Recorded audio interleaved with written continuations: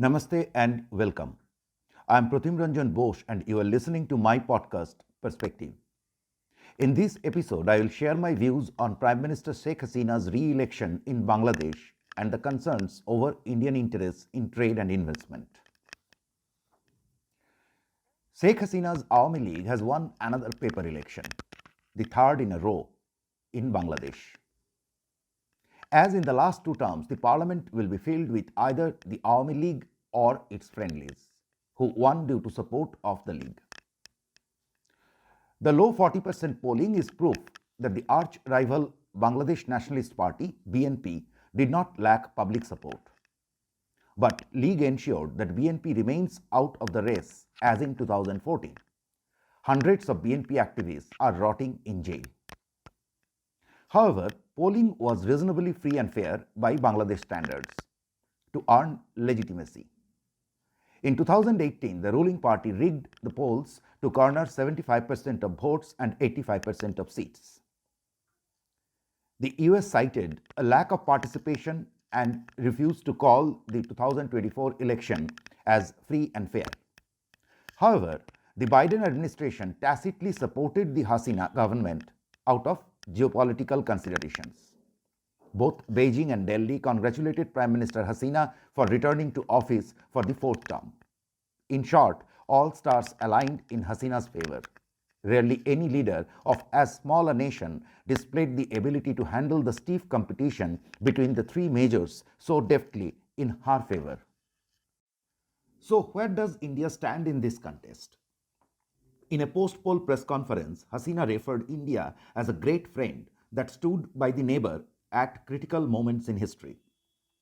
One may argue if Hasina craftily left it to Delhi to pick up the tab for her paper election. Going by the recent history, it should not do much good to India. The new government in Dhaka may serve India's immediate security interests.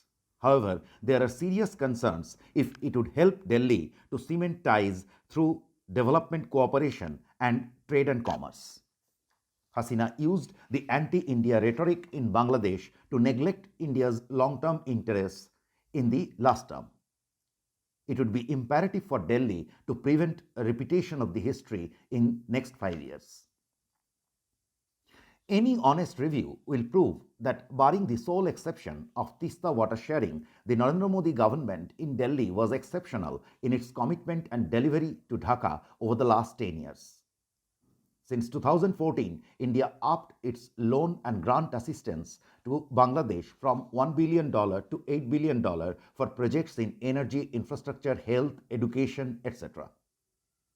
This is apart from $1.6 billion ultra soft finance to 1320 megawatt Bangladesh India Friendship Power Company at Rampal and a nearly $2 billion 1600 megawatt Adani power facility in Jharkhand for dedicated supply to Bangladesh.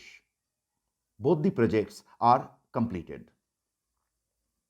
The huge investments in India's trade infrastructure with Bangladesh, nearly threefold rise in visa approvals by India, COVID time support through supply of vaccines, food, raw material, etc. need no introduction. From the land border agreement to expanding the scope of energy cooperation, Bangladesh got almost everything it had asked for. Dhaka responded to it positively till 2017. Since then, it had been a different story. Two things happened in 2017. First, Hasina blamed India for her defeat back in 2001. Second, she gave precedence to easy Chinese finance over Indian projects. Together, they had effectively given China a free run in Bangladesh. Delhi earned the displeasure of common Bangladeshis for offering key support to Hasina in January 2014 opposition-free election.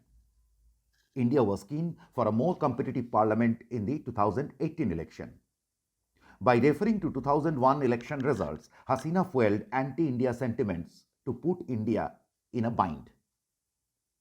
She ended up rigging the 2018 polls heavily. Common Bangladeshis thought it was done at the instance of Delhi. Anti-India sentiments peaked. Hasina used the opportunity to neglect Indian interests in her third term. Over the last 5 years, Dhaka scrapped 12 Indian projects worth over $2 billion. Barely one-fourth of Indian credit line was utilized so far.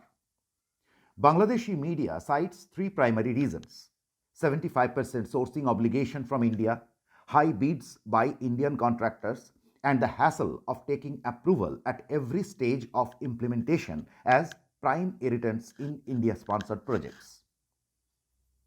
The Indian system is not beyond criticism, but the allegation is hilarious. Chinese loans come with 95% sourcing obligation and at higher interest. There is no way to ensure transparency on the cost of Chinese supplies. The only attraction lies in the easy disbursement of funds. Almost all Chinese projects in Bangladesh are hugely pricey, offering Beijing space for debt trap diplomacy.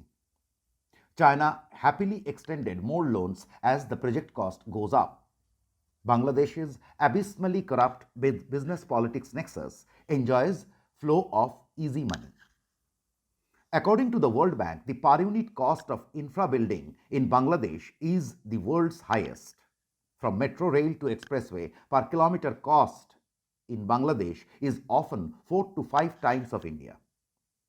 The ugly truth is that Dhaka did not want to implement Indian projects.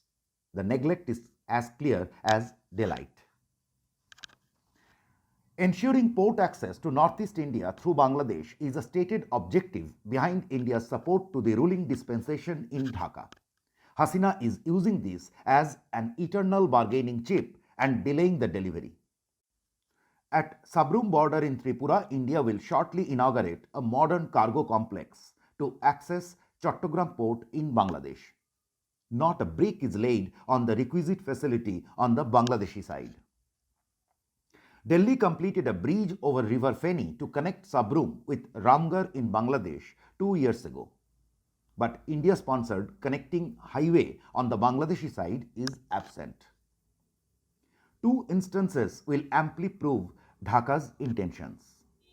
The official approval of India's port access came just ahead of the 2024 polls, when Hasina needed key support. Before that, in August, her government scrapped a $400 million Indian project to build a container terminal at Chattogram port. Isn't someone playing cat and mouse with India? I leave it to you to answer. Thank you for listening to Perspective. If you like this episode, please share and subscribe. See you next week. फिर मिलेंगे.